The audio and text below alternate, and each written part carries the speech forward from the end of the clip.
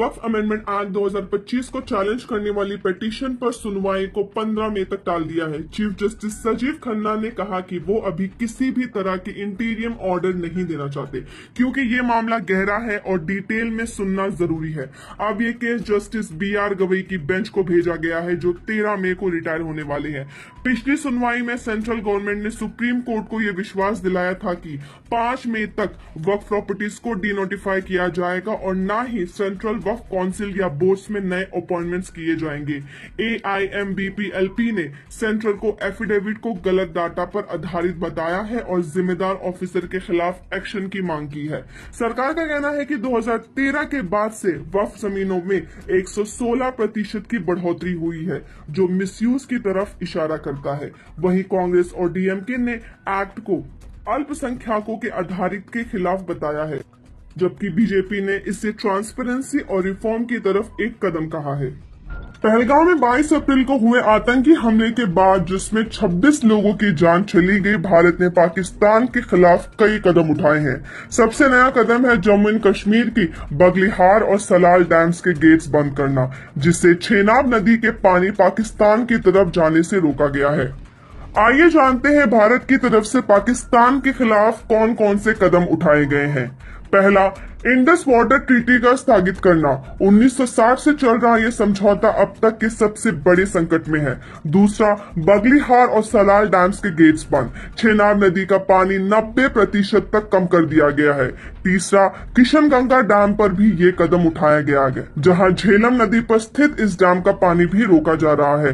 चौथा, पाकिस्तान से आने वाले सभी माल का इम्पोर्ट बैन। भारत ने पाकिस्तान से आने वाले सभी माल का इम्पोर्ट तुरंत प्रभाव से रोक दिया है।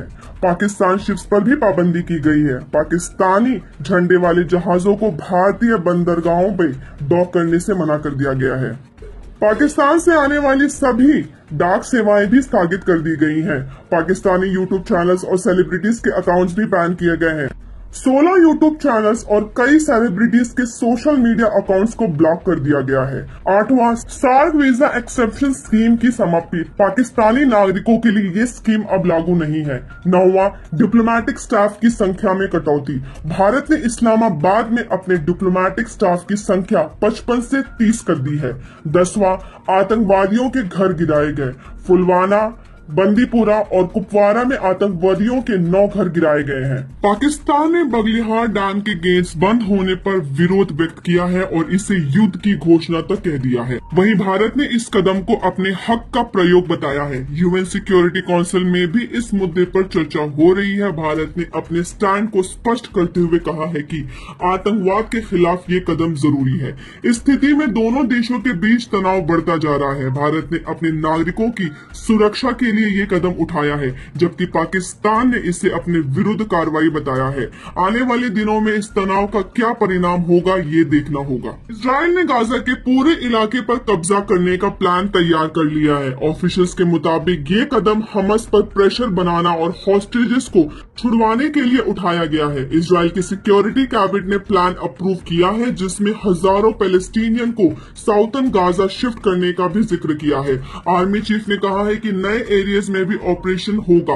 गाजा में पहले से ही 52,000 से ज्यादा लोग मर चुके हैं और 90% से ज्यादा पॉपुलेशन अपना घर छोड़ चुके हैं।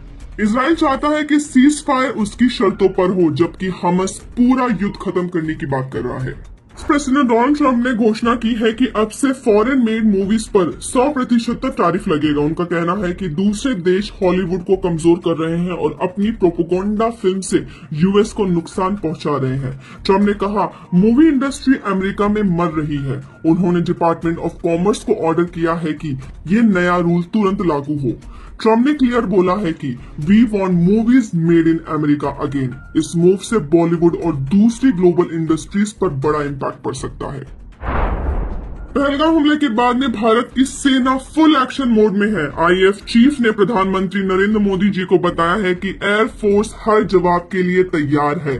नेवी चीफ ने भी अरेबियन सी की हालत पर रिपोर्ट दी है। प्रधानमंत्री नरेंद्र मोदी जी ने दी है पूरी छूट। कब, कहां और कैसे वॉर करना है सेना तय करेगी। राजनाथ सिंह बोले, मुंह तोड़ जवाब देंगे। पाकिस्तान ने भी अलर्ट बढ़ाया है, लेकिन भारत ने किया है ट्रूप रीडिप्लॉयमेंट और वेपन्स रेडी। ये सिर्फ वार्निंग नहीं है, ये शुरुआत है बदले की। महाराष्ट्र की महायुति सरकार में फिर से तूफान। शिवसेना के मंत्री संजय शिरसाट ने एनसीपी के अजित पवार पर 400 करोड़ SC/ST फंड लाड़की बहन योजना के लिए डाइवर्ट करने का आरोप लगाया है। शिरसाट बोले, हमें बताया तक नहीं गया, क्या सोशल जस्टिस डिपार्टमेंट बंद कर दे। सेना नेता नाराज, बीजेपी चुप, पुरानी शक भी जिंदा। पवार पर अपने पार्टी MLAs को ज्यादा फंड देने का इल्जाम लगाया गया है। महिला वोट जीतने के लिए बनी ये योजना अब बन गई है सरकार झगड़ों का मैदान। क्या महायुति की एकता बिखर रही है? मुंबई, थाने और पालघर के लिए येलो और ऑरेंज अलर्ट जारी किया है, जिसमें 5 से 7 मई तक थंडरस्टॉर्म, हल्की से मॉडरेट बारिश और तेज हवाओं की संभावना है। मुंबई में 5 मई को हल्की बारिश के साथ 33 डिग्री सेल्सियस तक तापमान रहने की उम्मीद है। 6 मई से मौसम तेज हो सकता है, जिसमें तूफान और 30 से 40 किलोमीटर पर आवर तक हवा चल सकती है। IMD ने महाराष्ट्र के कई हिस्सों में ऑरेंज और येलो अलर्ट्स दिए हैं। लोगों से कहना है कि वो बारिश और तेज हवाओं से बच के रहें। कर्नाटका सरकार ने शेड्यूल कास्ट सब कास्ट का सर्वे शुरू कर दिया है, जिसके मकसद है SC कम्युनिटीज के अंदर इंटरनल रिजर्वेशन को सही रूप से लागू करना। ये सर्वे 3 फेसेस में होंगे। 5 से 17 में door to door data collection किया जाएगा। वहीं 19 से 21 में स्पेशल कैंप्स होंगे। वहीं 19 से 23 में को ऑनलाइन सेल्फ डिक्लेरेशन होगा। 65,000 टीचर्स बनाए गए हैं एनुमरेटर्स। सर्वे में लिया जाएगा परिवार के सदस्यों की संख्या, एजुकेशन, इनकम, जॉब डिटेल्स और रिजर्वेशन का लाभ। SC कैटेगरी में 101 सब कास्ट है। एक्यूरेटेड डाटा के बाद 60 दिन में रिकमेंडेशन देगी जस्टिस नागमोहन दास कमीशन।